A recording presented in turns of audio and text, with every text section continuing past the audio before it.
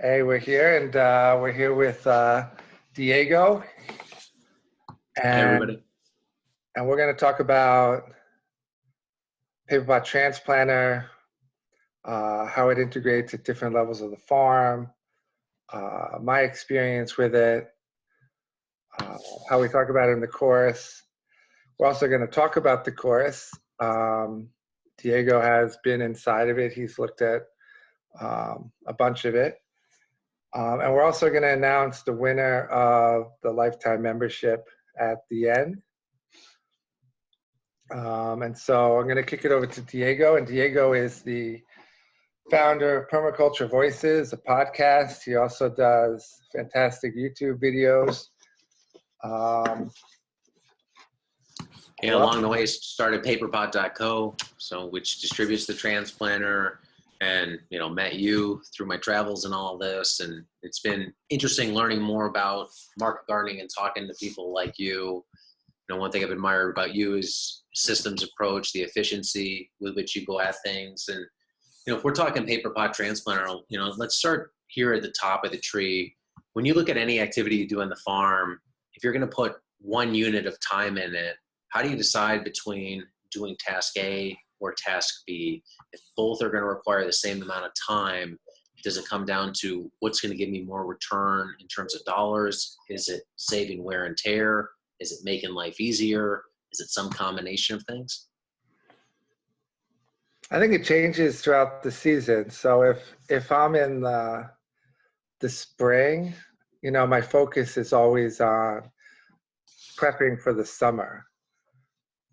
So I'll even delay a little bit of planting and cultivate. So cultivating is always primary because we know that later on my focus is going to change and my focus is going to be entirely on production. So I may even skip cultivating when the summer hits because now it's all about sales. We've got to bring everything to market and always have every bed filled with product. So I'm always going to choose what's going to fill up the van with the highest return. So if it's a choice between harvesting tomatoes or harvesting turnips, we're going to harvest tomatoes because for us that's a higher return. And that's through, pretty much the harvest season. But as I said, in the spring, I've learned that I need to focus on getting ready and not about, because it used to be, I think when I started, I was like, I got to get the planting in. I got planting in, because that weather comes, it starts getting warmer and you get antsy. Like, the field is empty. I got to continue to plant. I feel behind. Maybe you see a picture of another farm. They already got their kale in, it's growing, and you're like, oh, I gotta catch up. But later on, I think I learned that it's much better to prepare and to keep the weeds down because you won't have the time to do that later. Because things grow incredibly fast in the spring and you're gonna catch up. You're not going to be that many days behind. You'll certainly be okay. But what's going to really screw you is if you didn't prepare well and get all those cultivations in, then when that harvest season hits, you're not going to earn the kind of money you want. Those 3-4 days of being behind, they're not going to mean anything, if you're full of weeds. At the beginning of the spring, when you approach planning for summer, do you go and plant out all your empty beds at one time, or do you stagger them over a few weeks going into the spring? Because, you have increasing day length happening, you have temperatures warming, and if you plan everything out at the beginning of the season, you potentially have it all coming on at once, and you're not having the succession that you're going to need for future markets. So how do you plan that spring rush, thinking of the planning, what you're talking about? Some crops I try to plant all at once. So for things like carrots, I will plant huge sections of it because they're so popular. And as soon as they start coming on, I'm harvesting them. And so I started harvesting them small, and I'm just, chewing through them. And they seem to have a lot of holding potential. But for something like radishes or lettuce heads, then I'm just planting a bed at a time. Bed at a time. Yeah. Bed at a time, maybe 100 feet at a time. It really depends on what it is. But I'm going to plant it much more slowly. When you look at tools like the paper pot, like a germination chamber, which you use in combination with the paper pot, how's that saving you time? I mean, one thing I think people think of when they think of the paper pot is, well, it's helping you get the plants in the ground faster in the field. But the part that they're not considering is you're able to get those plants started, germinated up to size in lower value real estate in your prop house versus trying to do it in the field. Yeah, and early on when I was using the paper pot, I found great value in something like the herbs because the cilantro, the dill, which just takes a long time to get started out in the field and gives time for weeds to come up. Because the cilantro can take, 2 weeks before it's just a little tiny little plant. It takes a little while before it hits that curve, and really shoots up. And you can get the cilantro to just before that curve inside the paper pot, plant it out, and then boom, it's just starting to grow. And so you save an incredible amount of time and space just by doing that. And then you have all of your cilantro in a perfect line, nice and tight together, which makes the harvesting just incredibly easy. And you're just bunching so fast. It just made those crops, which were already profitable, much more profitable and less space. Because we were just talking about, starting a bed and then starting another bed and another bed. And with something like cilantro, you have to do so many beds because it took so long for it to catch up. So you would waste all of this field because you would have to start each week. And so you would have, almost 6-7 rows of cilantro going at one time, just because they have to be at such different stages, because it takes so long for it to get to maturity. But once you're doing it with when you're transplanting it, then you have less space that you need because you don't need 7 rows. Now you maybe only need 4 to keep something always in maturity. Right, because that's one of the huge advantages of transplanting, whether it's with a transplanter or doing it by hand, is that first X days or X weeks of the plant's life, you're doing it on a bench, not occupying it in the field, so you can have something else in that field space that's generating you money now, and then when that transplant's ready, then put it directly into the space versus, like you said, tying up field space in the ground with something that's just getting up to stage, or not having great germination. How have you seen germination rates increase when you switch to using something like a germination chamber? The difference is staggering, right? Germination is all based on the right temperature and the right moisture. And we used to, when we started out, we were growing them in our pantry on the windowsill. And, then we moved to having, we grow them on a heat mat. And when you have a heat mat, you can pretty much try to get it to the right temperature, but everything dries out really quickly. So that bringing it to the right temperature and keep it moist, we're always battling each other. And we can never get both right in that situation. And so we would try to just cover it. We would put it on a heat mat, and then you would have a frame where you just cover it with plastic, and if you get fancy, you can make, a little polycarbonate. But then it would just be way too moist, and you're just having, terrible damping off problems as soon as it germinated. The germination chamber, a nice professional one.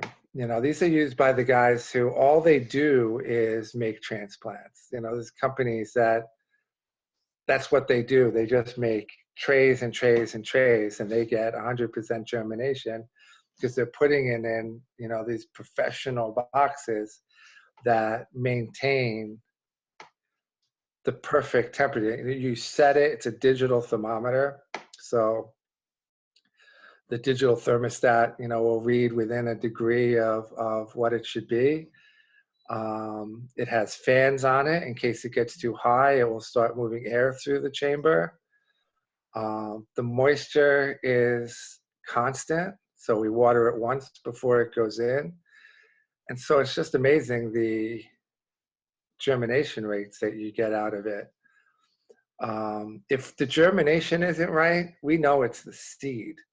It's that good that if there's a problem, we're pretty sure it's probably the seed that is at issue with it, because the germination rates are so good. But there is, one caveat with a germination chamber is it does require management. It doesn't spit out the trays at the right time. And you have a very small window between germinating and leggy, because it's not really bright in there. They're all stacked together. So as soon as they germinate, they will just grow really leggy. So that you have to be really good at and have to check it every day. There's not a day that you can't check it in the spring. There's no holding on it. It'll go leggy quick. But the savings on table space, on not having to overplant like we used to. If we needed 10 trays, we would plant 40 trays because we were worried, we might not get the germination we did.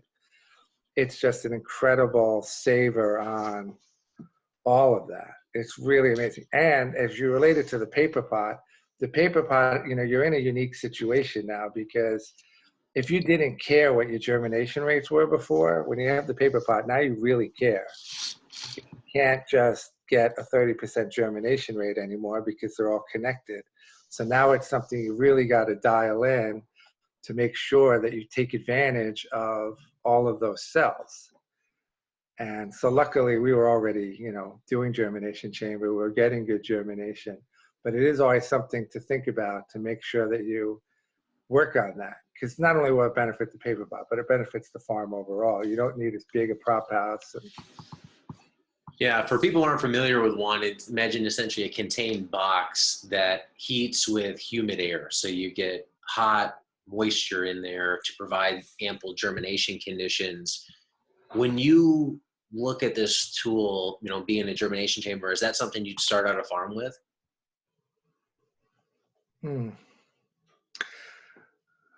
It's hard to say, there's such great tools. Would I get it before I got a high tunnel? No. Because when I think about what I would use to start a farm with, I'm always thinking about profit. And at the beginning of farming, I have a lot more time and, to put in labor. And so I'm willing to make a lot of starts. I'm willing to do what it takes to get them to germinate well, to check, the heating pad and to mist it every couple hours or something. All that work that you need to do, I'm willing to do early on. And so if you have the time, you want to make up for that by, putting in that time into because you don't have so much money. But you can't do that with something like a high tunnel. There's very little you can do to put labor in to make up for a high tunnel. So for things to start out a farm, at least in the first year, I'm always trying to substitute with labor and invest in profit, profit multipliers. So say you get beyond that first year, you've got that infrastructure in place. Now you start looking at labor that you're putting into different aspects of the farm. Maybe it's cultivation, maybe it's production, maybe it's post-harvest processing. How would you start to approach attacking where then to put money to start to solve labor problems on the farm once you've got that initial wave of things taken care of? Well, I would say before anything is creating really good systems, right? Because any efficiency change that you make with equipment isn't going to have the punch that it needs if your fields are weedy and you're wasting time and people don't know what they're doing and people are doing doing the same task 2 or 3, 4 times because it's not being communicated correctly. So that would be initial. But once that's set, then every little change is going to make a huge difference at the beginning. They're just huge. Now I'm looking for the little tiny 0.5% here and there, 1% here. But at the beginning, something like a greens harvester is just earth shattering, from a knife. Getting a cart rather than walking, like a moving electrical cart. These are just huge changes on a farm, just like the germination chamber. It's a huge change, or paper pot, where suddenly you're planting in minutes. These are just big, significant changes early on. But that's only if systems are right. I mean, these things don't work in the weeds, right? A harvester does not separate arugula from weeds, right? And so it's not going to save you much time. One thing I've heard come up in terms of like task tickets and systems is I don't have employees. I'm a single farmer, or I'm a single farm. How do you think systems come into play if it's just you on the farm? Are you creating your own task ticket for you to follow and then look to improve that over time, root out waste, as Ben Hartman would say, look for ways to improve that? With a one-person operation, how critical is a system? Well, a system is critical in managing your own time for sure. We use checklists, we use cheat sheets, we use a whole bunch of different things to make sure that everything gets done the same way every single time. So it's valuable. It's, it really gets its power when you're managing people, obviously, because you have the vision. Because you cannot relate to an employee what to do first, second, and third and prioritize if you already didn't know that. So that's something you do for yourself. So I wouldn't write my own task tickets, but I would certainly prioritize my day before I started, because it's pretty overwhelming when you are by yourself. There's, you're going to have 100 things and you have to choose 5. And so prioritizing what those are is incredibly important. And also to do what you would do if you have employees, and that's make sure that you're bringing everything back to organization every day, because you can't live in chaos. So I would say those things are incredibly important, that you're working on staying organized, staying with the plan. Okay. Thinking of these systems, it takes you a while to get familiar with anything that you're doing. You have to go through a learning curve. You have to do some trial and error to get better over time with systems, with tools on the farm. If you look at something like you might use on the farm, a paper pot transplanter, or let's say a 4-row pinpoint seeder. The 4-row pinpoint seeder, that's a tool. Some people love it. Some people hate it.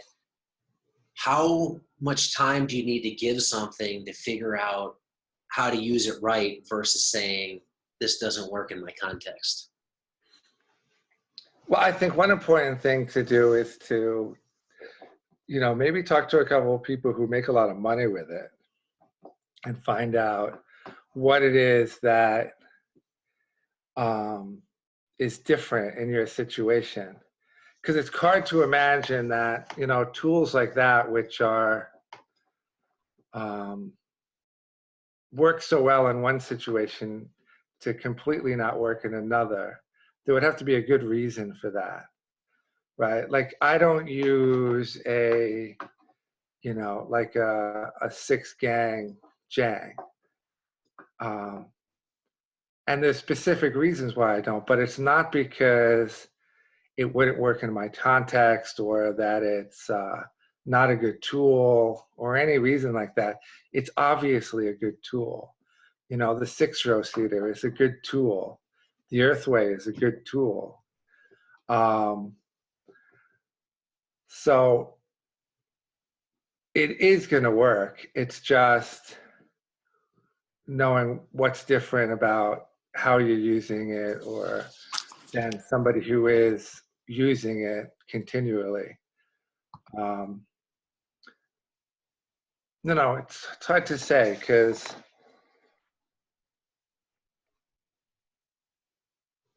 I Okay. would, yeah. Well, if you think about, knowing how to use it the right way is one thing. Yeah. A lot of people get stuck on the price tag of things. It could be 6-row seater. It could be a 6-row jang. It could be the paper pot. When you start to analyze the cost of something, you're going to get multiple returns out of whatever tool that is. If you look at, the paper pot or any other seeder, it's going to be a time savings. It's going to be more accurate in-field placement.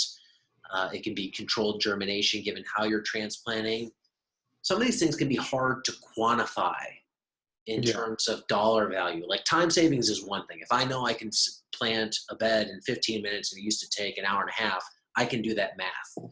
But things like controlled germination, accurate in-row spacing, how do you value those more kind of anomalous things in the dollar value if you're trying to decide, should I make a big purchase and get paper pot, 6-row seeder, 6-row jang? Yeah, I agree with you. It isn't easy to sit down with a calculator and say, is this going to make me money? I've always felt that good popular tools that people are using to make money are going to make me money or are good tools, and I'm going to try them. For me, even if it doesn't work for me, if I say, well, I understand that it's a good tool, but it doesn't work for me, I'd rather use this tool, which does the same thing, that price tag was still worth it. Because these tools, when used correctly, when used in the right system, I know will be powerful and I know make money. So I've bought many tools where I say it's a great tool. I just moved on to something else. Like, let's say those heating pads, right? It's a good example. That was an incredible cost for us when we were small. And, they cost, a couple $100s a piece. They spent hundreds of dollars on them. And they worked in that context. And I can say today, well, heating pads stink. They don't work. They do work. It just takes a lot more management. And a germination chamber is better, but it's more expensive. And so while it's not easy to calculate the cost,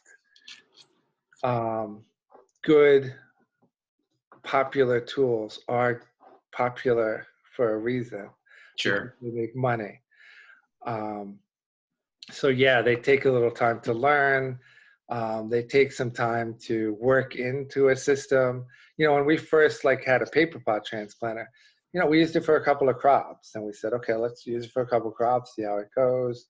Then we started integrating it more.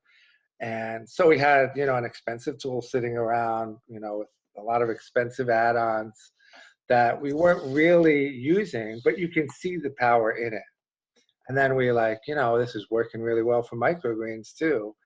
I really like these trays. We can use them here. And so they started slowly coming in. So even if I stopped using the transplanter, I'd still use the trays for microgreens. I'd still use the seeder for microgreens.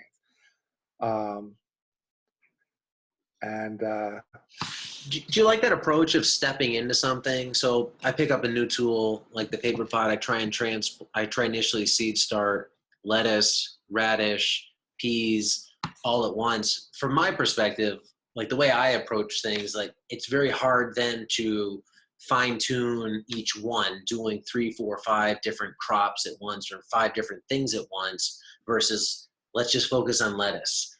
Let's master lettuce, then we'll move on and add the next crop. I mean, how would you approach that? You're a systems guy. Yeah, and the thing is, I don't want to increase my risk, right? Farming is risky enough, so I wouldn't switch over unless I knew everything was working really perfectly. And in the case of a paper pot, because you're crossing so many crops, and because it's affecting a lot of the farm, it's not just a transplanter, right? It's different seeding. It's when you're seeding trays, you now have a 264 tray.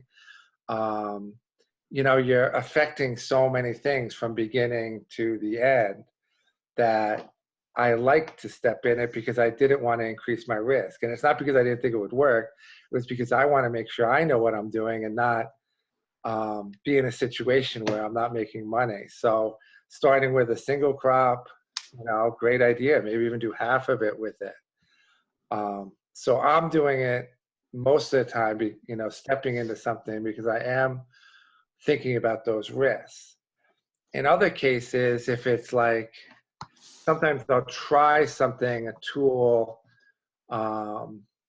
like let's say a trellising tomatoes, let's say with a string hanging off a bar when we started.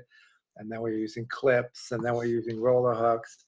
And I would try it just on 25 feet of tomatoes, but within a week, I would transfer everything over because it was working, and I'm not going to wait to get the benefit. And I'm going to jump in because I know it's working. And that's something that's not affecting the whole farm. It's just affecting one system. And so that I know that it works, just like a germination chamber. It's just affecting that one system. So let's just put a few trays in it. If it's working, let's put a few more trays in it. And then we switch the whole farm over. And we do that within just a few weeks. Because it's just affecting that one system. It's not going to affect everything down the road. Whether it's heating mats or roller hooks, you're pretty unemotionally attached to this equipment, and you don't pay attention to the sunk cost in it. And I think that's something a lot of people in business in general become beholden to is, I paid this X dollars for this tool. I have to use it, even if they're struggling with it, even if it's not the best tool and they're not getting the best results out, when the best thing to do would be just sell it, put it aside, throw it away, and get something better that works. How do you view tool evolution or equipment evolution and moving on as your business advances, as you have more cash flow to put into these things, and just your learning curve in terms of how you grow and knowing what works and your knowledge about these plants? I one thing in farming that I enjoy the most is getting better, is improving. I don't like doing the same thing. I like doing the same thing when it's working and setting up systems, but that's while everybody else is harvesting in the field and turning over, and that I mean by, the people who work on my farm, but I'm just thinking about how can I make it better. And so if there's a better way, I don't care what the way is today. I have no problem taking all my thermostats and chucking them in the barn and putting in an iGrow if I can see an advantage to it. And yeah, they're hard to quantify, but I know it's the right move. I know that, being able to have all of my equipment work together, it's going to save me money just in propane. It's going to save me money in because of crop production, because of getting moisture out of the house. it's always been pretty easy for me. And, you know, I don't think my wife is happy about it sometimes because she's the one who says whether we can spend the money or not. But I'm always, you know, but I have to make the case. And she does make me make the case. And I think that's, you know, we have a good relationship that way. So I say, look, I want to do this. I want to take everything we have in that house and chuck it in the, you know, barn and put in this other piece of special equipment. And she asked me to make the case. Well, why? And what does it do? How do you think it's going to save us money? Or how do you think it's going to improve production? And, you know, most of the time she'll say, yeah, then you make perfect sense. And sometimes she'll say, you know what, maybe you should wait. And she'll be right, you know, because I do jump into stuff. I do, you know, I want it and I want to try it. So, so I think having that exercise with her, or if you have that exercise with yourself to kind of go through the benefits of it and, is it make sense now? Because sometimes it may make sense in a, you know, in a little while on your finances that you have to wait on it. Because sure, some things, yeah, will certainly improve your production, but just don't make sense financially at the moment. Is there something you can think of that, you know, you went through this year, 2017, knowing production or just thinking about it, that this winter you've had that conversation where it's like, we want to do this for 2018. Are we going to do it? Are we not? And here's how it's going to change things. Here's why I want to do it. You know, any incremental equipment that you're adding or a big process change to the farm? Sorry, I wasn't paying attention. Given 2017, yeah. you know, and results that you had, is there something you want to change? Oh, yeah. Okay, I just didn't hear the beginning of it. Yeah. I change every year. I'm always thinking about it. So, you know, we change a lot every year. And it's funny, I always think we're going to slow down on changes, but we just come up with something. So, you know, we're moving more indoors and I'm trying more crops indoors. And I even think this year we're going to move all our lettuce heads indoors, which is a big change. You know, we never grew lettuce heads indoors because it just didn't seem to make sense. But lettuce heads have become such an important crop for us that I feel like we're putting this important crop outside just because it's a lettuce head. And that's what you're supposed to do. And so I kind of changed my thinking on it and said, you know, it's always near the top of the list on things we make money on. Why am I not protecting it from the heat, the rain, the cold, and giving it a better environment so that I can get to 100% success rate, I can grow it faster? Because the difference between what I have inside for lettuce heads and what I have outside is really dramatic.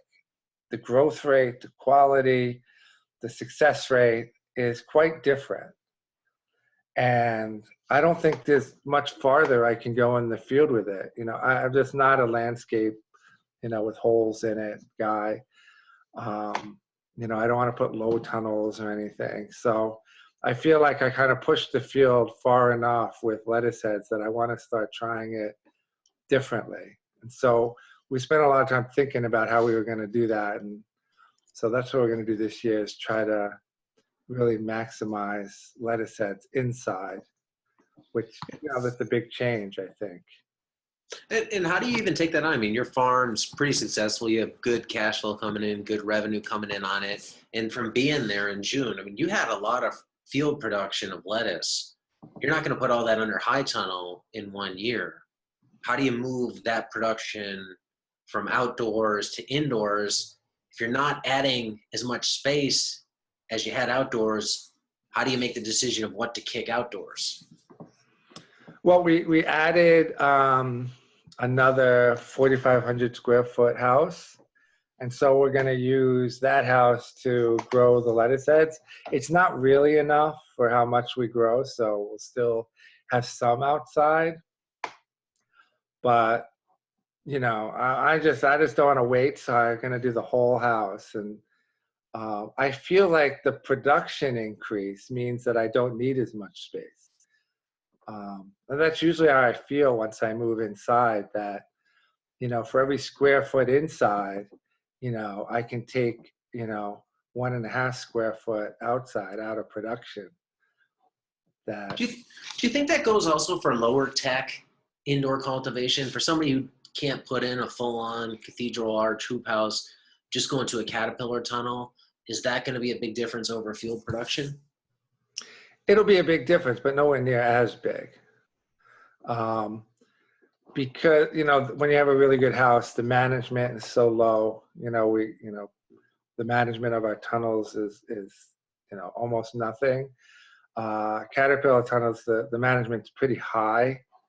So the production is better for sure. Anytime you cover crops or protect them, it's better. But it's not as significant with a high tunnel. And, we started with just building our own high tunnels just to increase that production and bring profit in really, really early, because I didn't mind managing the tunnels. And then as we got, more cash flow, then we replaced those tunnels with much better high tunnels. So, yeah, I mean, anytime you can put down a tunnel, it's no reason not to. So as you go indoors, you're going to have transplanting with the paper pot, so you're saving time transplanting. You're going to have minimal cultivation or weeding in there, because once the weed pressure is under control, you have sealed tunnels, nothing's blowing in. Life suddenly becomes a lot faster and easier at that point to grow greens. Yeah, and you can cover it so that you can keep the temperature down. You can have reflective shade cloth that will keep it down.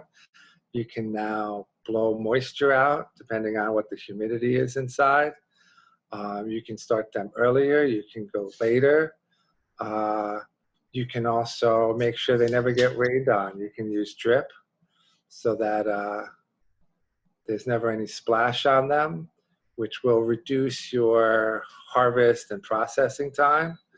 Outside they can get pretty dirty, and so you're spending a lot of time washing them. It's really always win-win inside. There's rarely a downside to protecting a crop.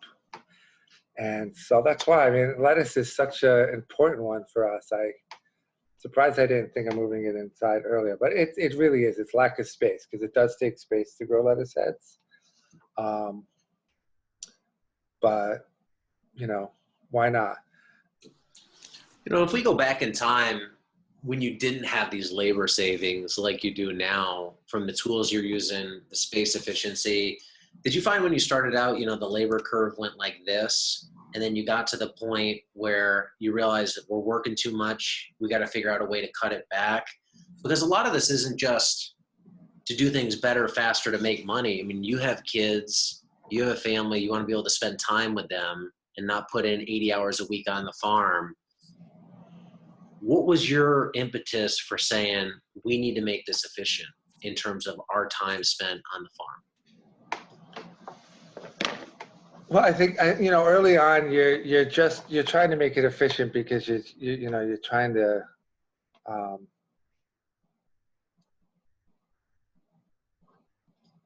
you're just trying to make a living, and then things get better and better until now you're just trying to not just make a living but enjoy the living. And that kind of creeps up on you. You don't really notice it's happening. You just kind of realize you're getting home before dark, and you start enjoying a little bit more time away from the farm. And then your decisions, get more based on quality of life than just how many lettuce heads you produce. It's now you want to produce the same amount of lettuce heads in less time so that you have more time. Because it's tough to work all the time at the farm, and Yeah, I mean, I think the less time I work at the farm, the more I enjoy it. I think it's one of those things where there's a lot of people now who talk systems and, you know, methods to do things. So that knowledge is out there. Do you think if somebody, even if they're a new farmer, if they start with this idea of, I want to make this farm efficient in terms of labor input and time input over time, if they approach it from that mindset in the beginning, that's going to benefit them in the long run. Obviously, anytime you start up any business, you're going to work like hell at the very beginning to get infrastructure built up, to do everything you need to do. But if you're going into it from day one with this mindset of efficiency in terms of time, money, effort, I think it's going to pay off in the long run. And that's where I think courses like this can help people, is see the systems in place and don't necessarily start with all them, but start with them in mind and try and work towards them. Yeah, look, I wish I had something like this. I really do. I mean, I wouldn't have gone through what I did. You know, I was at Stone Barns, you know, this past week, and talking to people who are starting out their farms, and, you know, they're asking, well, how long did it take until, you know, you had weed-free farm, and how long did it take until, you know, things were running smoothly? And they don't have to wait that time. I really don't think so. I don't think you have to wait. I think you can get in there early and immediately start with having good, simple systems, having things weed-free and manageable. I really don't see any reason why not. I know I could have if I had understood that, that was necessary. And in farming, it really is. It demands it more than other businesses. Other businesses, you can kind of understand the kind of organization. But, you know, there's a wild side to farming that, you know, I don't think I realized so much when I started. And it kind of gets a bit overwhelming. And I think that if you come in there with those simple solutions that somebody has already spent time really honing in, then you can start with a much more enjoyable and profitable, organized farm. I really do. How do you think you take the systems which somebody like yourself develops and you apply them to a different context, different locations, different weather, different soil conditions? You know, you've gone through the learning curve on your farm. You found what works. Do you think somebody starts and says, okay, I'm going to mimic that, observe and adapt? Or do you think they try and look at the process, mentally work through it, adapt it, and then try that and work? In other words, do you blindly copy and then see the results and fix it? Or do you try and figure it out ahead of time based on what I see you doing? You know, I think you can do either. think you can completely just copy it. I don't think it matters where you are. It's like an accounting system, right? You can teach someone an accounting system of how to do something, or manage a restaurant and how to keep track of everything. And you can just copy it all, and nobody would think twice about it. To be like, yeah, of course. And then as you do it, adjust it to your own situation. And really your own situation is really what character you have, how much record keeping you enjoy doing or don't do, how much you can stand to organize and how quickly you stand to organize. But I see no problem mimicking a system and just taking it whole hog and doing it. And then you can adapt it. It's really, why not? It doesn't matter if you're opening a restaurant in Alaska or you're opening a restaurant in Spain.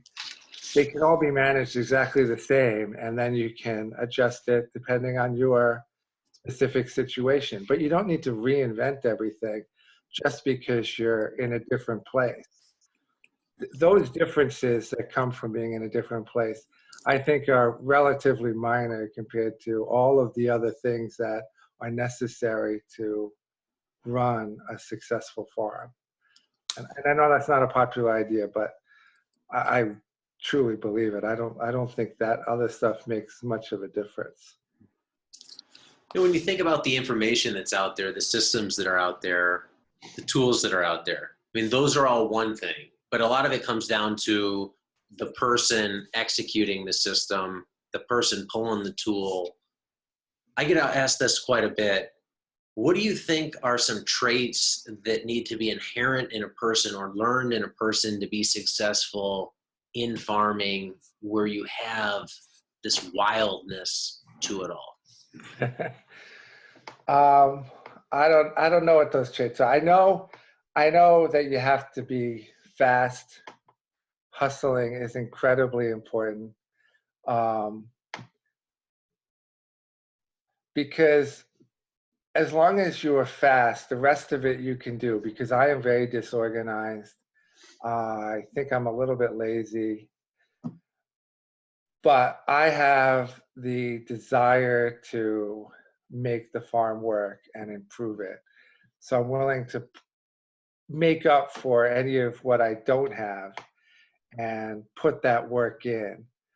So while it'd be great if I was organized and like went in there with that mindset and was a great manager, which I'm not, that would be great. But because I have the desire to make the farm really nice, I can say, you know what, I'm in the mood right now. I'm going to organize this one thing and I'm going to lock it in.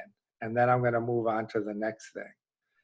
And if there's a management issue, I try to fix it, make it permanent, and then move on to the next thing. And so I just take it in little tiny steps because I'm just not that person. I just don't have those traits. So luckily I have the trait of persistence in wanting to make it work, even if I don't naturally have those traits. But I do think the one thing that really makes at least successful early on is being fast, the desire to work fast and to get things done. It's really important, because if you do something in an hour that takes someone else 5 minutes, the person who's doing it in 5 minutes is going to be years ahead of you at the end of their first season, once you calculate it out. Right, and you have within one of the modules, you have a section, I think, titled Hustle, one of the videos in there. And, a lot of this talk so far has been on production, and that's only part of it. In any business, production is one chunk of the business. There's all the other things that aren't production, the sales, the marketing, the accounting that go into making a business successful. How much of that hustle needs to be applied off the field? The field stuff is the fun stuff. That's why a lot of people want to get into farming. They want to grow stuff. They want to have hands in the soil. But how much do you need to hustle away from the field to make this business work? All the time. I mean, hustle is important anywhere. I know I go to farmers markets. I do see other farms, and they stand behind the counter and wait for customers. I never stop moving. I'm always fluffing, bagging, stocking, picking off a bad leaf all the time. Me and my wife both do. We just can't stop. Because we just have that trait. We just want to continue to do something. And it does make a difference, but you have to hustle and hustle and hustle and hustle and hustle. And so from the time the market opens till the time it closes, I'm never stopping. Even if no one's in the stand, if it's slow and there's nobody in the stand, I'm still trying something, putting something in a different place. Maybe you'll sell better here. Maybe you'll sell better there. Maybe I got to pile it differently. Maybe I need to put it in a basket. Maybe I need to consolidate it. Maybe I need to take a table away. It just happens constantly. Hold on. Do we have any questions from on here that we want to answer? I'm going to take a quick. What is this? Someone asked me, what's the difference between my course, Curtis, and JM's? Well, one thing is JM's course is not out yet, so I couldn't answer that. But what I can say is this course is incredibly detailed. It's the most extensive. It's full of simple solutions. It doesn't have a lot of Excel spreadsheets. It's very light on that sort of thing, but very heavy on simple solutions that are easily implemented. It's about making profit. One difference between me and other people is I make all of my money presently from running this farm.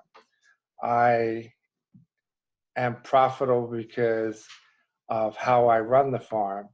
And all of that information is in the course about all of the hundreds of things I do to make it profitable. And it is a for-profit farm. It's not a nonprofit farm. It's how we pay the mortgage on the farm. It's from selling vegetables that I earn a really good living at the moment. So all I do is run this farm and make this course better. Those are the only two things I do.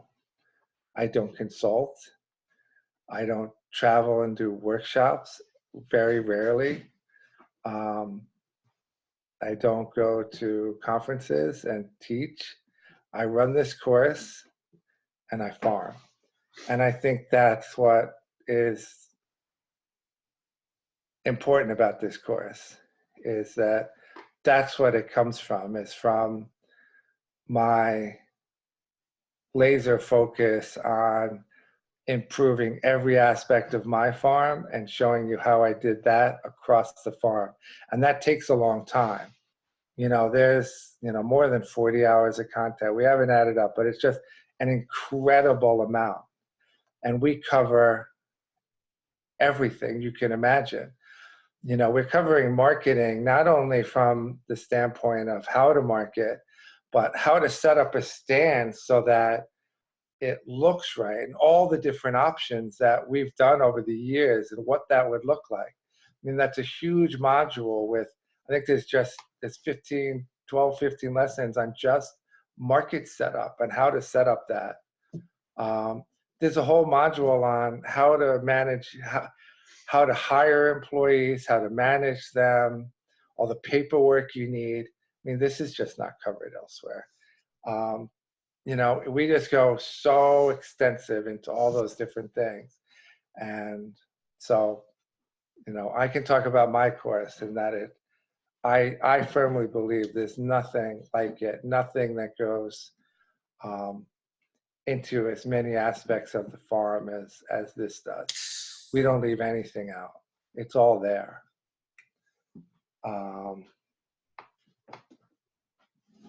Diego, are you looking? There's some questions on Facebook. You on Facebook? Sorry. Yeah, sorry, I'll have to pull it up here. Okay. What's that? This guy's asking, you talked about overproduction in the last webinar with Diego. Can you talk about how you deal with overproduction? Can I decide how a crop isn't worth it if it's getting cuts?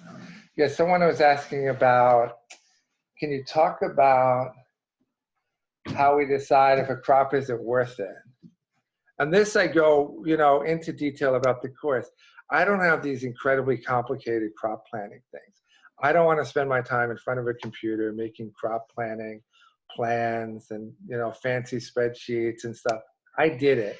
And I don't think it's all that beneficial for a farm that grows so many different types of crops.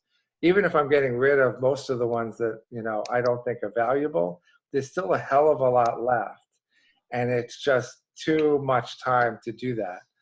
So if something's at all not working, it comes out instantly. I don't have any attachment to it. I'm not worried about getting my value out of it because I planted it. I turn it over immediately. and I put in something that I know is valuable. Sure, I experiment, but I experiment with very little space. So I only put in, 50 feet or something if it's new and try it and get rid of it. But in the course, I certainly go into how we decide, and we have a simple way of checking in and making sure something's has a profit. But it's not based on tons and tons of spreadsheets and data.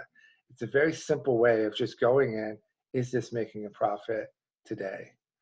And I simplified things like that across the farm. One thing that we've talked about a lot in this is, continuous improvement. When you look at your farmer's market, you have the constraint there. Like, you can't tweak the market. You can only tweak what you do at the market, your space at the market, or how you present at the market. I mean, number one, are you content with what you sell currently at the market in terms of sales? And if you wanted to dial that up and improve it, what could you do that's in your control without switching the markets to try and sell more at that market? There's so many things that you can do, and I've learned that over the years with markets. And, that's why I make it such a huge module in the course, is about markets and how to increase sales, even if you're in just one market. Just about not having crops of yours compete with other crops. I was just talking about that today with Carson when he was talking about the micro basil, that we never have those things overlap, because it's a waste of time to have one crop compete with another. Also, because, no one's going to buy both of those things.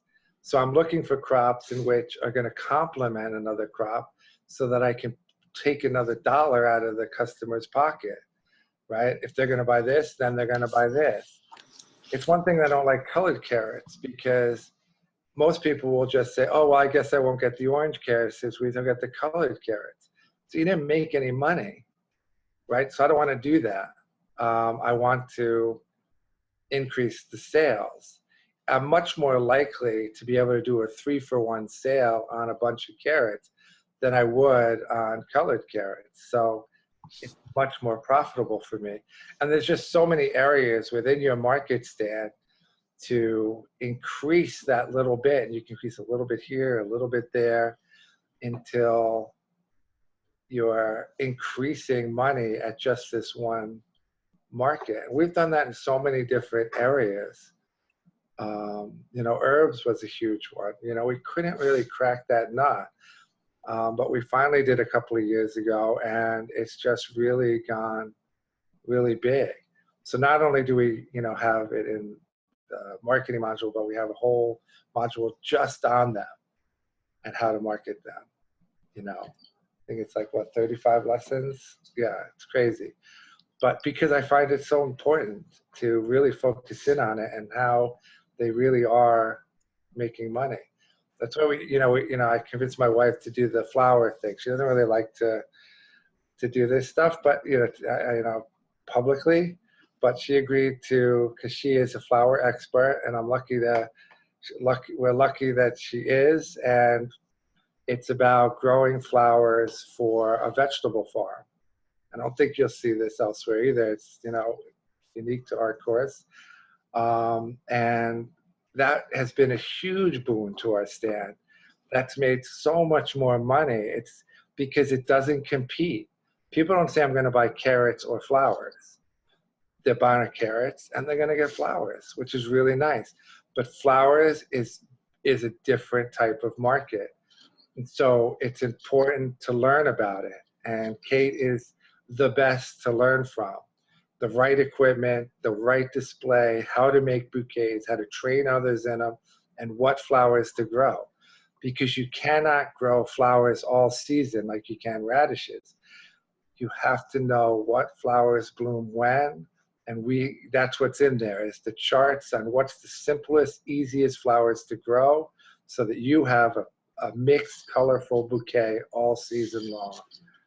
And that is incredibly valuable, because flowers have brought us through some times when something happened, there's a freeze out, or something's gone wrong. Flowers have always brought us through because Kate is so good at them and knows what she's doing.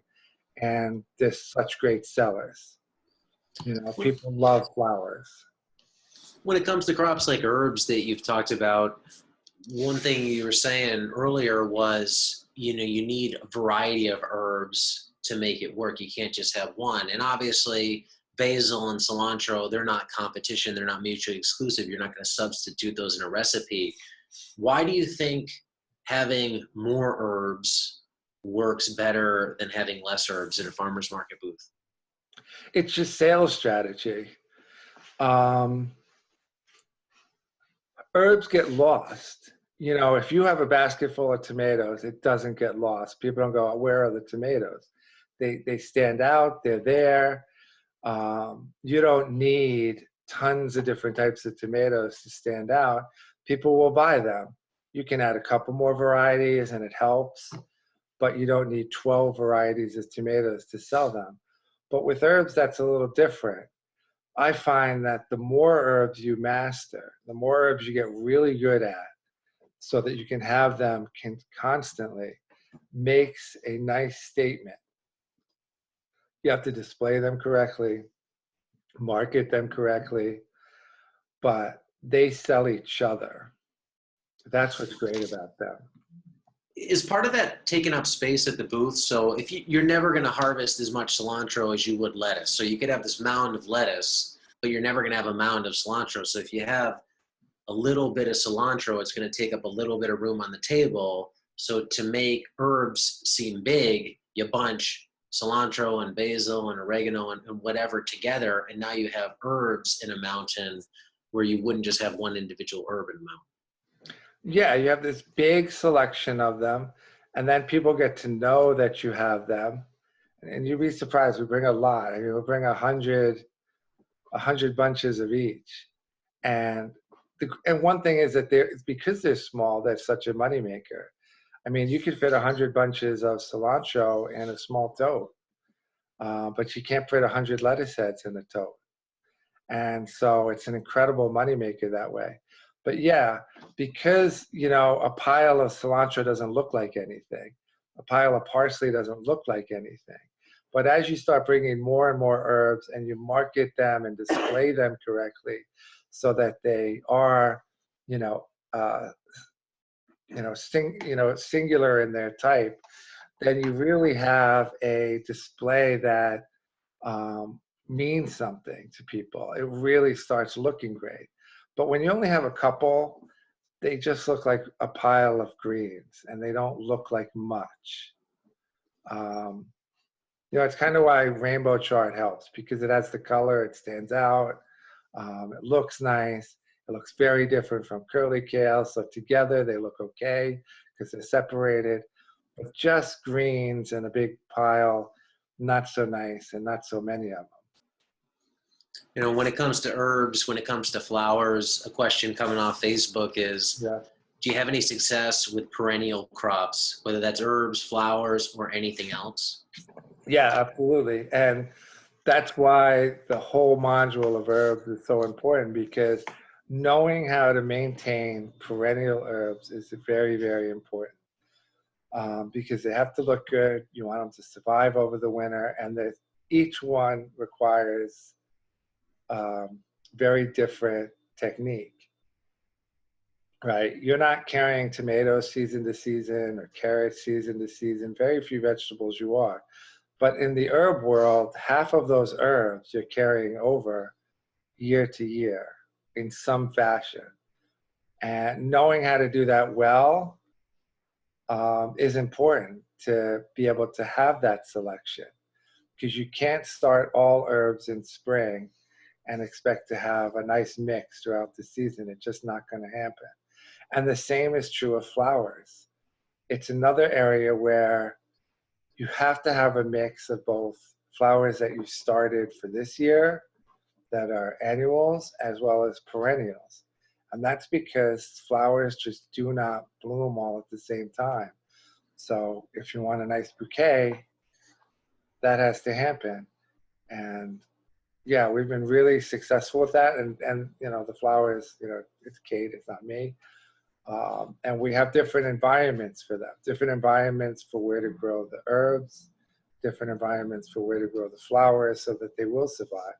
In zone 5A, you have to be able to do that. You have to have different ways of carrying those through the winter. But once you get it right, it really takes the pressure off because you're not having to start everything. You're getting this sort of guaranteed crop in a very tight space. I mean, the amount of bunches of sage that you can get from 20 feet is staggering. Thousands for the season. That's an incredible thing. But you have For somebody new who's hearing this, they're thinking, oh man, I got to learn how to grow field crops, vegetables. I got to learn to grow herbs. I got to learn to grow flowers. Do you view flowers, herbs as more add-on enterprises, master vegetables first, add-on? As an outsider, I see trying to learn how to grow all of these things well from day one can be daunting and probably very hard for anybody. Yeah, I mean, that's why it's important to invest in knowledge. It's just important because you may not want to wait 5 years, but I would always start adding it early on, right? You want to grow the easy stuff first, the basil, the cilantro, the dill, and then start adding to it. And you don't want to give up on it because I said the more herbs you have, the better they sell. So you want to keep adding to it and adding to it and adding to it. It isn't that hard. I know it seems daunting, but when you learn how to do it correctly, there's a lot less risk to it, and it isn't that hard. It seems like a lot. Like flowers just seems crazy because it's, you have to know so much. But, I like, Kate narrows it down, simplifies it just like I do. Just here, this is how you can start. Start with these. And another thing in the course is, it doesn't matter how small a thing is it. We always provide a link exactly to where we get it, whether it's a pen, a clipboard, or a $2,000 fan. Everything's there, so the research hasn't been done. And that's true of the seeds that what we use, all of that. So it's all ready to go, and that's really nice. It takes out a lot of that mistakes that can happen, and things that don't work. When you find something that works, like orange carrots, people want to buy carrots, they want to buy orange carrots. How do you approach trialing varietals or cultivars of orange carrots? Do you find something that works for you and that's what's going to work for you forever? Or are you mixing in different types of long carrots each year to say, hey, is this variety or this cultivar going to be better than the one I've had in the past? Yeah, I'll try stuff. Using your seed supplier as not just a seed supplier, but a place for information, because they're planting the stuff. They've usually probably planted it for 2 or 3 seasons before they even put it in the catalog. So you can ask them a lot of questions before you just randomly put it in. So you can narrow stuff down pretty quickly just by using that resource, because they're there. They want to. They want to talk to you about it and their experience with it. They'll even tell you like other farms in your area that have been using it with success and what problems. And then after you narrow it down, then I'll start to try stuff.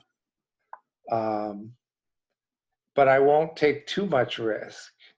I will try it in a limited way along with the stuff that I know works and see if it's slightly better. And if it's better, then I'll immediately switch over. And I do that with a few things. I have no problem trying something if I think it's better. Sometimes it doesn't work. We've been using the same basil forever. We tried 2 new varieties last year.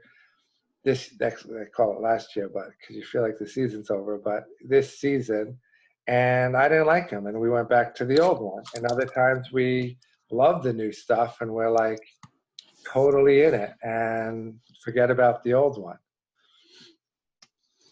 And for some of those trials, you're going to move them indoors. One question coming out of Facebook: I was at a farm today. They were dealing with issues with rodents in the hoop house. How do you deal with moles, voles, rodents getting in your hoop houses?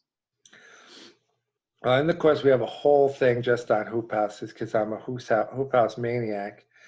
And I believe most problems can be solved in a permanent fashion. And so I'm always looking for a permanent solution. And so we design our hoop houses in such a way that we don't have any serious vole or rodent problem. Because I don't want to deal with an ongoing issue. I always want to solve it, move on, be done with it. And so not only is the module about all the best ways to design a hoop house, all the equipment that's needed, all the different options, but how I specifically design them to solve certain issues in the house that it's very hard to find other places, because I just experimented with different ways of building them so that I would solve those issues and not have to go back. And some of them, are a little specific to maybe being no-till, or, that I like houses specific to certain vegetables.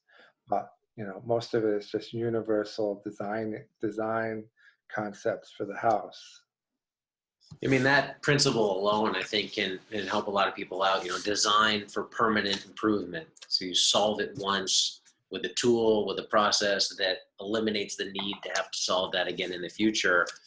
And it's those little things that I think are really powerful for people to implement. And they can be in processes, task tickets, or the way you design and build stuff. So kind of wrapping this all up, what would you say really differentiates Never Sink Farm from other farms in the space? What are you bringing to it that you think differentiates your view of farming?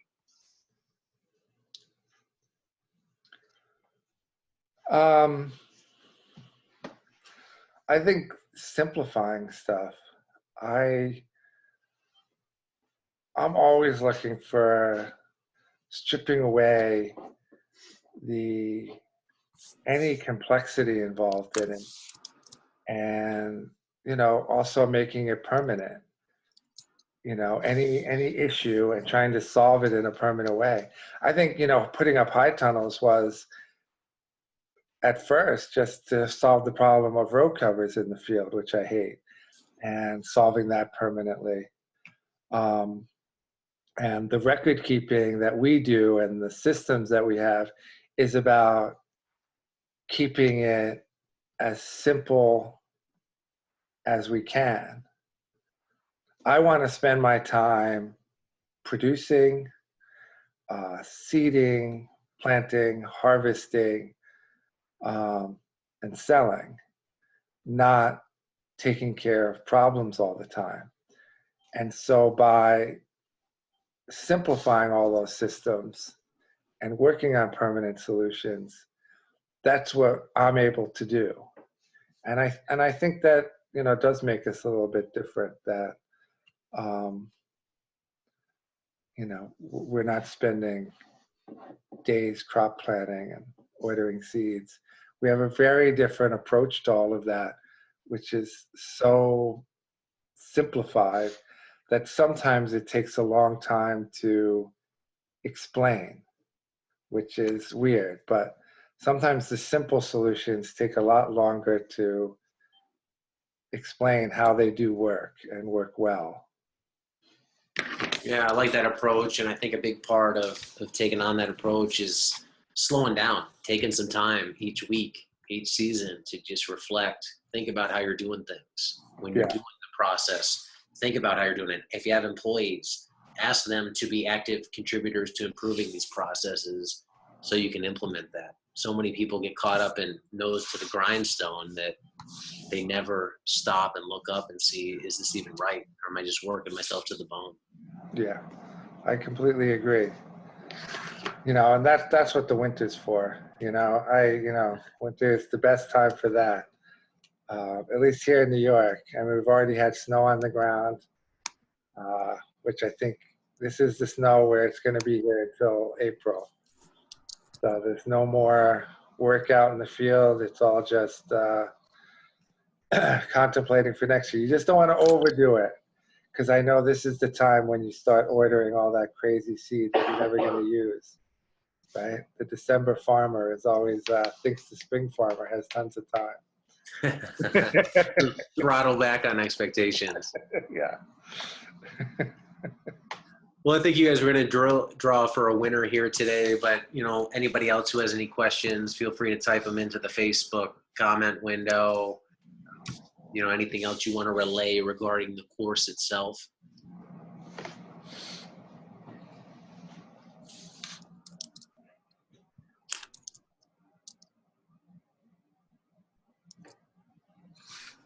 Well, on the how many new crops do we try? I think it's always important to try. And we always try a new crop when we haven't been completely satisfied with something that we've been using. And sometimes we figure out maybe it's not the crop, maybe it's the farmer. And it's not the variety, it's that we just haven't been doing it right. We certainly notice that in places. So we are always trying to work on, making sure to get rid of variables. Variables are incredibly important to reduce on a farm because it's so wild. You don't, you can look at something and say, I have no idea what's going on. Is it the variety? Is it the soil? Is it the moisture? Am I missing some nutrients? Is it a disease? So the more variables you can get rid of, the better. And that related to new varieties is, sometimes it's just me and not the variety, and I've just got to improve what I'm doing so there's less variables, so that when I do try a new variety, I actually know whether it's the variety that's doing better than something else.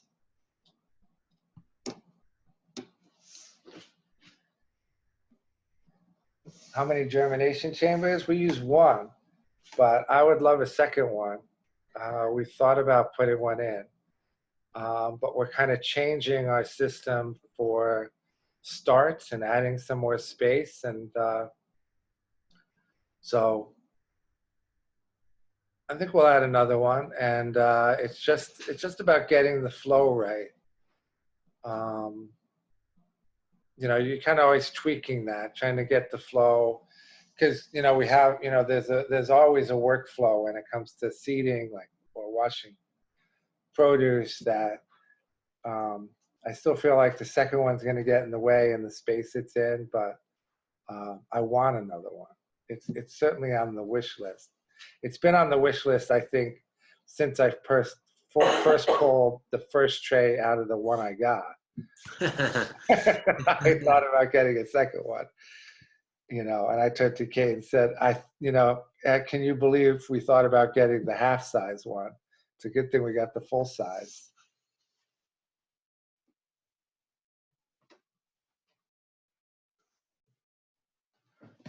How much would I spend to build a decent germination chamber?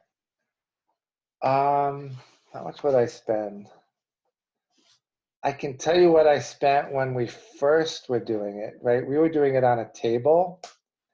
And I would recommend going to Four Season Tools, and he has a little blog about some homemade germination chambers, which are pretty nice. They're all on the table. and I copied one of those. I think decent may be a bit of a stretch for it. I think usable would be it. But you're talking about a whole tail pan for about $90. The heating pads, which good ones are expensive, but worth it. And then the rest is crap you find around your farm, which is some plastic, a frame, maybe some polycarbonate. And you also need a thermostat, a probe one, to make sure everything's running right. But decent, it's just going to be usable. And you don't want to spend too much on it because I think the next stage is a germination chamber, a real one. So, but it's, start with the tabletop one. I think it's perfectly workable. You just have to, you're not going to set it in there, water it once and forget it. You're actually going to have to spend time changing it a lot. It's too much water. It's not enough water. It's drying out. But it will perform better than just putting it on the table for sure.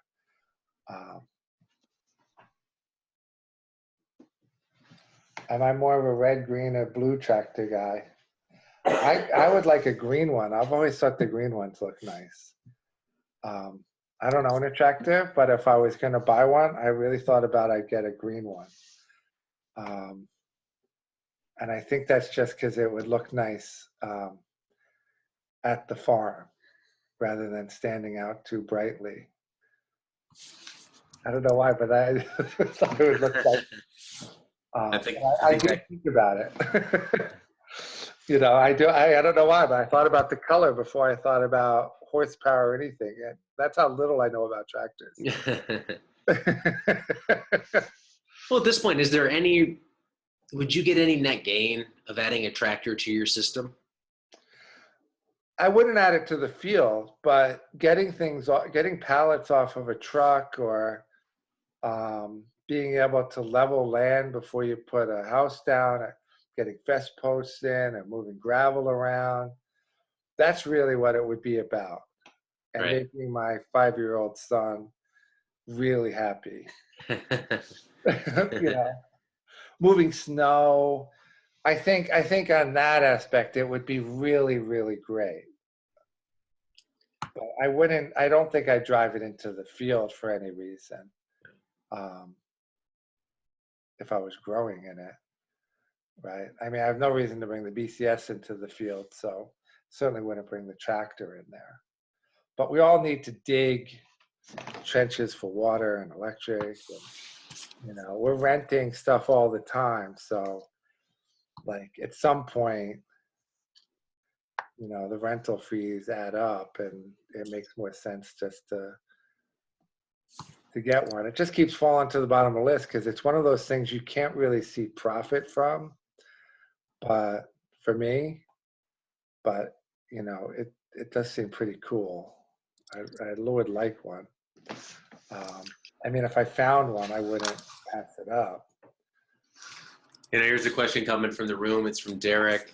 If you had to do it all over again, would you cover as much as you could early on or build as you go? And I guess there's some nuance to that question because you could cover it all cheaply with caterpillar tunnels, or you could cover part of it expensively with a really nice high tunnel. So how would you take that on from bare field to, covered in deluxe hoop house?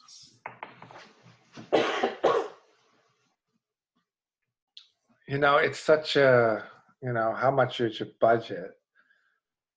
I always think covering is better. So if you have the money to get a really nice house, I would start with that. If you don't, then caterpillar tunnels. But less of a nice house is better than a lot of cheaper houses.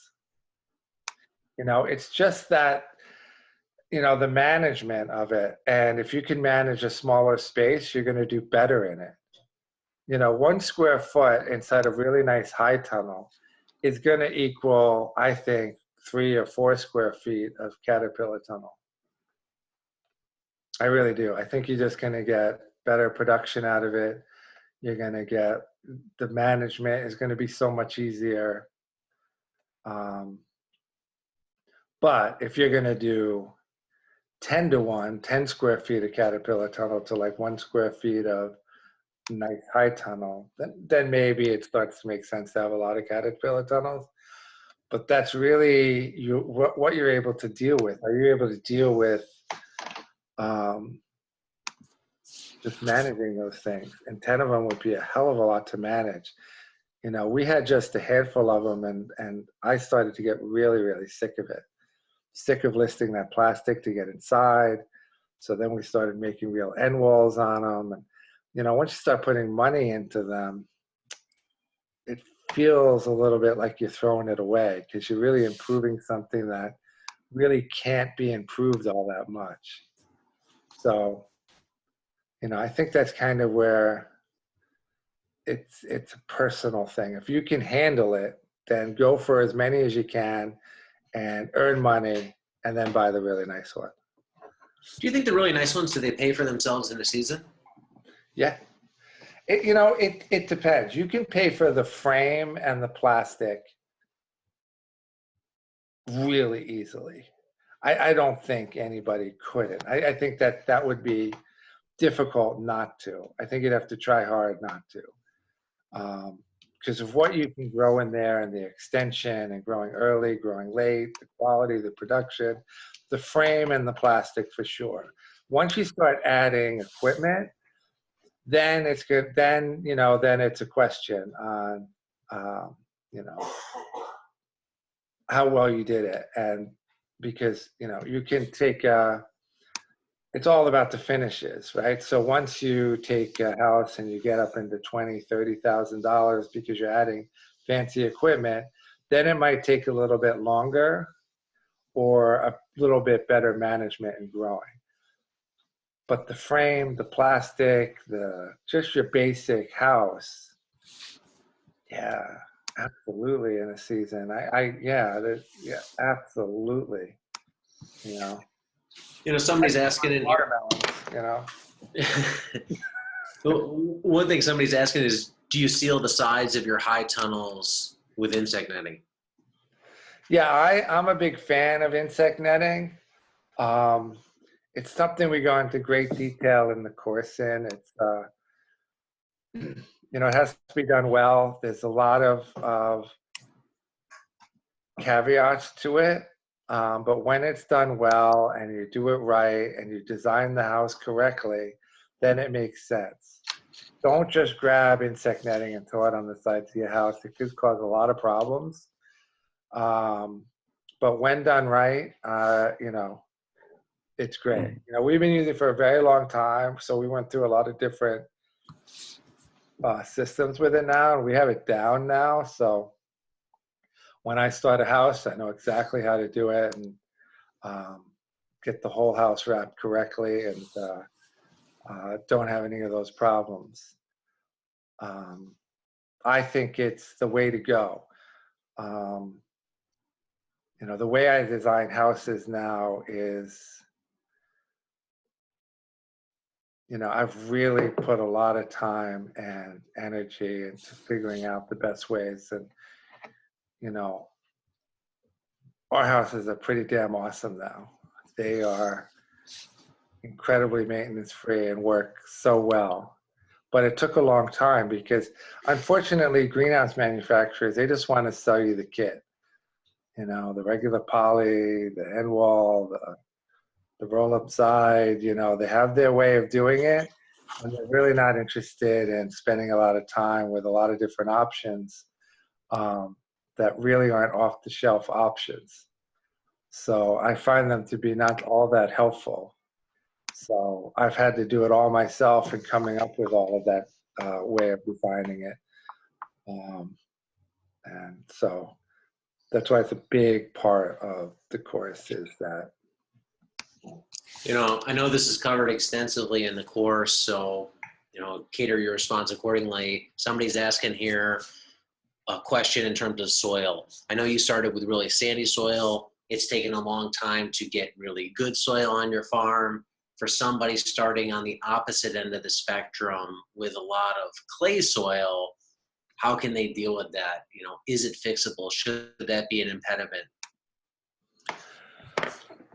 I think you can change any soil. I don't know a lot about clay soil because I don't have it. I have a little bit of blinders. Like if it's not something I deal with, I don't know a lot about it. But I do believe that anything can be changed on a small scale. And that's what's so beautiful about having a small farm is we have so many options that aren't open to a 1,000-acre farm. I don't think they can terraform the way that we can. We can do that, and we can add certain things to change that soil to make it work for us. I took dead soil. I mean, it's like Mars, it's just rock and sand. It really is. It's just rock and sand and completely not grow. You look at a map, a soil map, which are very accurate. And it pretty much says, nothing will grow. You're not going to start a farm here, so don't bother. And that's true. If we had not tried to change the soil, I think that would have been true. I think we would have struggled greatly. It doesn't hold on to water. It's like gravel. It doesn't hold on to nutrients. And clay has its own problems, but I can't see why you wouldn't be able to change it. Why not?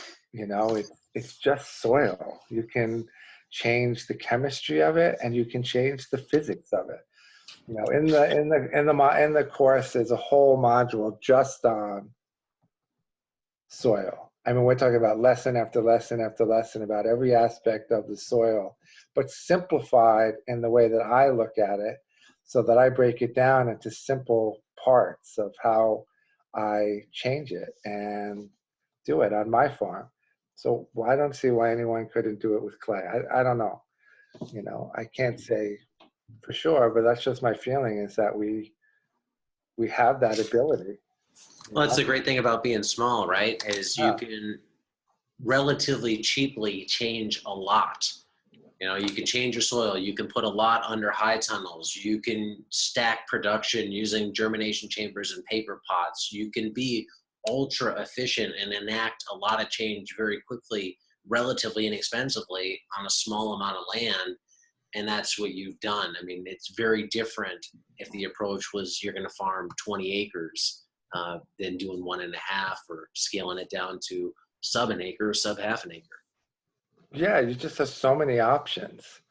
Certainly there's land that just, can't be used if it just doesn't have sun and there's a mountain, you're probably not going to move the mountain. But barring things like that, yeah, it's pretty amazing what you can do just on a small little plot, because it's small and because, high production is doable now. So many people can do high production on a small space. It's not just a few people. There's tons of people doing it. That it easily pays for that work that you put in. Because there's a cost to it, but the labor is a lot of it. When we put clay in, I don't know, clay is the heaviest thing there is. It is unbelievable how heavy clay is, and that's work. But it's a permanent solution, and that's what I love about it. It's not something you have to do over and over and over again. You could permanently change your farm to make it work for you. You till a bale of peat into a bed. It's a $20 bale. You're pulling $800 of product off that bed. The exchange makes sense. Yeah, it's absolutely. Good soil is everything. And, the investment you put into it just returns 100-fold. It's easy to hoop house. Yeah, that makes money. But how much, but putting $500 worth of peat or $500 worth of clay or whatever you're doing, that return is huge, because in water and nutrient saving and in production and bigger crops and all of that, it's just, I think I wish I spent more on my soil in the first couple of years. I didn't have as much money, but I wish I had spent a bit more money on it. Now I have kind of a a blank checkbook for it. I whatever, if it needs something and it tells me it needs something, I don't question it. It's like seeds, right? You have to buy seed. There's no farm without seed, but there's also no farm without soil and water. And just like if your guy said your pump is blown, you don't say, should we buy a new pump this year, or should we do it without water? The same with soil, it takes an investment and you can't ignore it.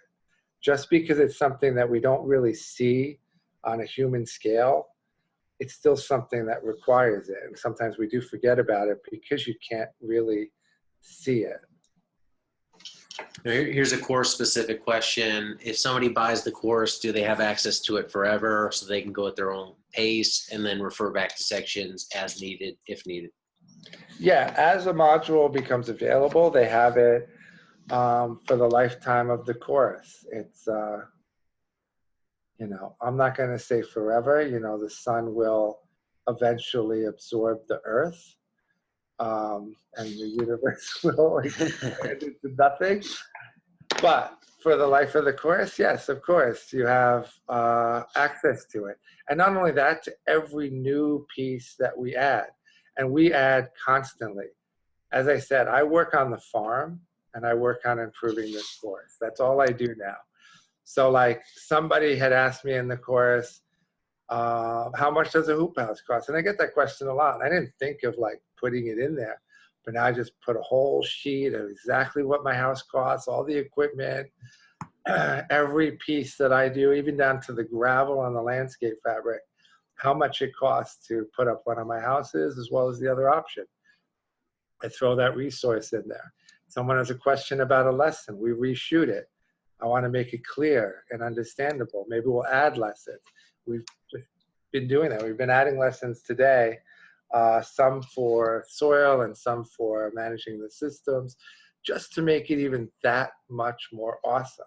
It's awesome now, but if there's even one little hole that we can fill and make it even that much more awesome, we're going to do it. We've been working on expanding all the animations for our movables, and we're going to release a little promo that we're having fun with. But we felt that the movables was not clear enough by talking about it, by having all the resources for it. So we just went ahead and we're like, let's just make an animation and let's make this really clear. We're going to show all the different options for how to do a movable with an animation, showing them move, showing what's in them, showing what to grow, showing when to move it. And that's the dedication that I have to this course. And I think it's going to be hard pressed to find that kind of dedication to it, to, who may not, have the time and the dedication to put into it. And so, yeah, you get not only access to it for the lifetime of the course, but access to all the changes and all the new stuff that goes into it. And access to me, right? The webinars. I try to answer every question. I think you've done 3 of the webinars so far. I could see in the archives, and they're all about an hour long. So, they're significant in there.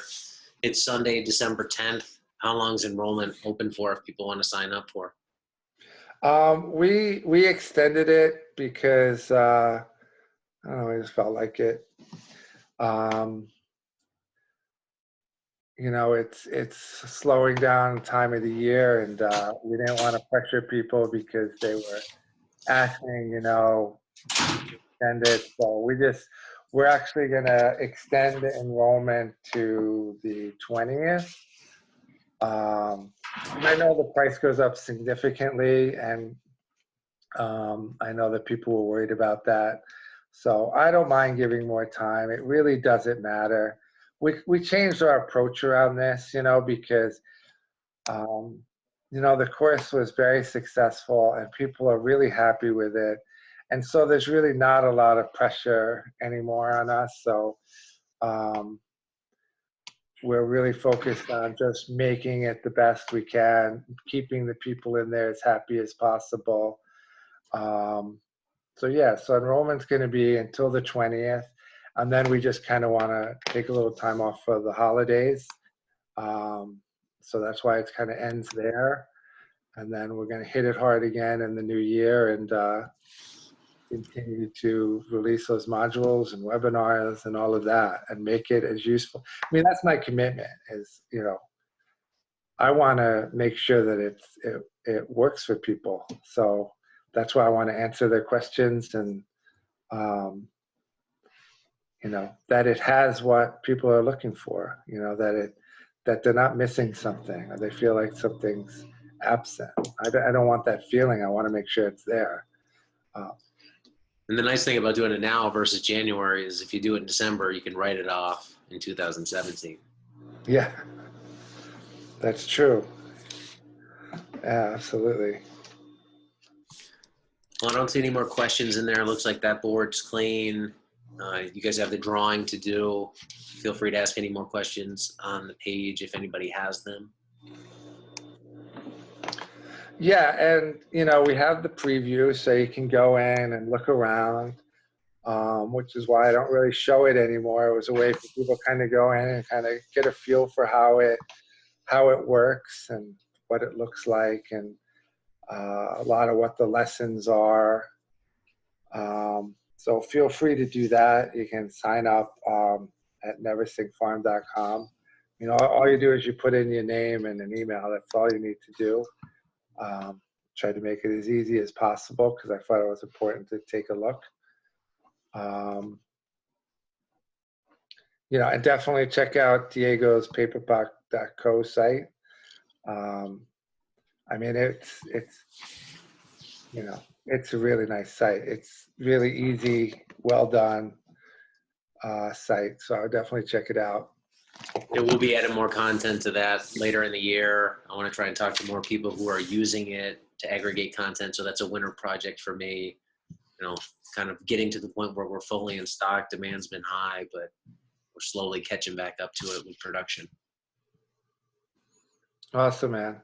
Look, I want to thank you for taking all the time. I know it went longer than we should have, but I really appreciate you hosting this, Diego. Yeah, it's been great. Sure thing. No, it's been great. It's been a long day for me, but I visited a few farms, so it's all good. So nice way to end the day here. Awesome, man. Thanks for having me. All right, man. We'll talk later. Oh, one more thing. Before we leave, I have to announce the winner. I almost forgot. Who is it? This one? It's Lily Tova from Flying Coyote Farm. That is the winner of the course. So we'll contact you and we'll get that out to you. So congratulations on that. And I hope it's, you know, that you get a lot out of it. We look forward to you joining in. All right, man. So I'll talk Thanks to a you. lot, everybody. Yep. Bye-bye. Later on, man.